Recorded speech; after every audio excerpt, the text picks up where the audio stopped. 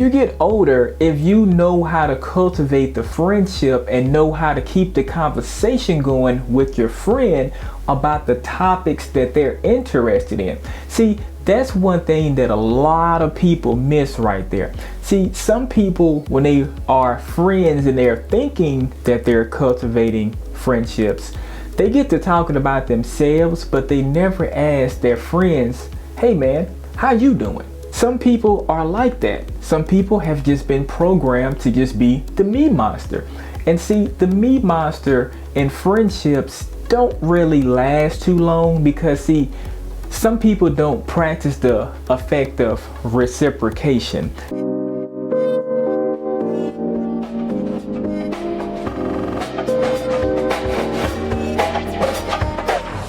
Good evening. I want to talk to you today about how to cultivate friendships as an adult. It's not easy to make friends as an adult. That's why in this episode, I'll show you how to cultivate meaningful friendships as an adult. I'll discuss the importance of finding common interests and making a good impression. We'll also discuss about how to deal with long distance relationships, and I'll show you how to develop deep, long lasting friendships that last a lifetime. It's time to take back control of your social life, so let's get started. Now, a lot of people don't really know how to cultivate friendships when they're an adult. See, a lot of times, most people's friendships stop when they're kids. The only difference is when you cultivate friendships as an adult, the only difference is versus when you was a child is when you're an adult, you're gonna be talking about more grown up relevant things. I want you to think about this.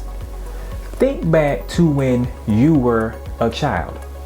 Think back to when you were playing in the sandbox with Molly and Timmy. The only thing that you had in common with Molly and Timmy was going to be the action figures that y'all was all playing with. This is how you bonded with other kids when you were a child. Gonna bite you. That's all you knew about these other children over here. And at that particular time in your life, that was all that you needed to know. Once you get back into the schoolhouse, once you found that commonality with these other children over here, you're going to quite naturally start sitting with them at the lunch table and things like that. But a lot of times when we grow up and we get out of school, life happens, business happens, we have kids, we all grow up. Once we all grow up, sometimes we kind of lose communication with those good people who we cultivated friendships with when we were children. And see, this is where it gets tricky for a lot of people at. Because see, most people at this point here don't know how to cultivate friendships beyond like the schoolhouse and things like that. The reason that is because see, when you're in school, you have to be around these people. Even though you may go to school and you may be feeling sick that particular day, if they say something to you, hey Robert, what are you doing tonight? You're quite naturally going to want to answer them back because you have to be around them. You are in their vicinity. So that means a definite answer has to be given right there. Once you grow up and you leave Tennessee and move to Wisconsin, you have to know how to keep that relationship up and going. And see, a long distance friendship is a really hard thing to do, but it definitely can be done. Now, when you're dealing with a long distance relationship, whenever people move away from each other, once life happens and they grow up and get older and things like that.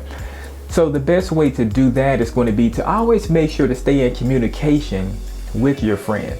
If you want to keep that friendship going and keep it alive and things like that, you have to do certain things to make sure that you keep everything going. So, for example, if you know your friend's birthday is July 27th, then make sure to give him, her, they, or them a ring on their birthday. Make sure whenever their kids, whose birthday is, or their wife, or their anniversary, whenever things like that happen, make sure to write those dates down on a calendar. Because see, if this is actually your friend and you really want to cultivate friendships as an adult, you have to do certain things like this right here. You kind of have to step out of the box a little bit because once you step out of the box, that's going to make you appear to be an actual friend versus an associate. If you found any value out of this episode today, please press that like and subscribe button for me. Another huge thing is when cultivating friendships as an adult, whenever you're a long distance type of friendship, the best thing to do is at least once or twice a year, meet up with your friend. You know, talk to them on the phone frequently so you can keep that friendship built up. But it pays sometimes to drop by and see how your friend is actually doing. I've dropped by some of my friends' lives, and on the telephone, they were, you know, seeming this way right here. But then once I made that trip out to New York and, you know, we got to hanging out and I got to really see how my friend was living, I was like, wow, I didn't know this was going on or whatnot. Like, let me help you, you know, because you're my true friend, because I've been knowing you since we was in the first grade. Yes, it may cost you $300 to $400, you know, for the airplane ticket. Why does the price necessarily matter if this is your friend?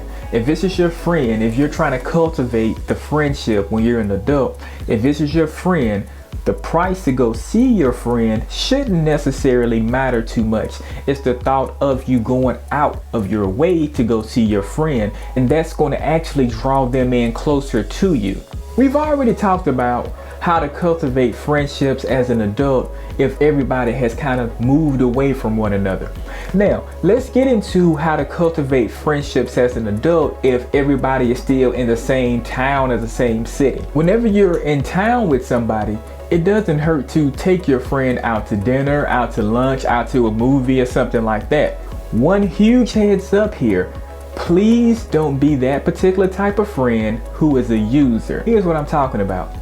A friend who is a user is that particular friend who every single time y'all go out to do something, they pat in their pockets because they don't have their wallet or they don't have their pocketbook with them. A few times that might, you know, slide or whatnot, but every single time that you hang out, you know, you never have any money, and then like you never contribute anything to the friendship. Eventually, that person who's your friend may not want to be your friend anymore because you don't practice the reciprocation factor. Life is about give and take, you know, pull and push. So that same principle applies in friendships.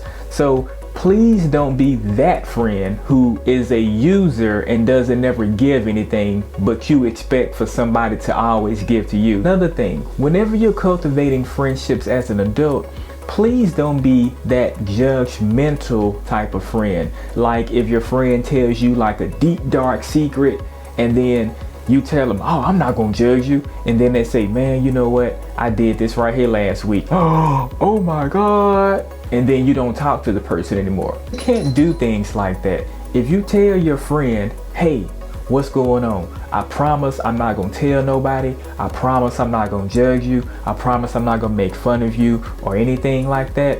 Please make sure that you abide by what you say, because if you tell your friend something and then all of a sudden it's spread all around town, they're going to know that you are the one who said it. Come on now, like it's only you and them know, and they know they didn't say anything to anybody. So they're going to be like, I thought this person here was my friend. I thought that they wanted to cultivate a friendship as an adult, but it appears that they don't really want to be my true friend. One last piece of information that I want to discuss with you that's very, very important about cultivating friendships. Sometimes you have to get past the way how you was initially programmed when you were a kid to be able to continue to cultivate active friendships when you're an adult. Let's just say when you was a kid, if your parents are legal guardians or your caretakers, if when they raised you up, if they did not know how to cultivate friendships, like they was like, man,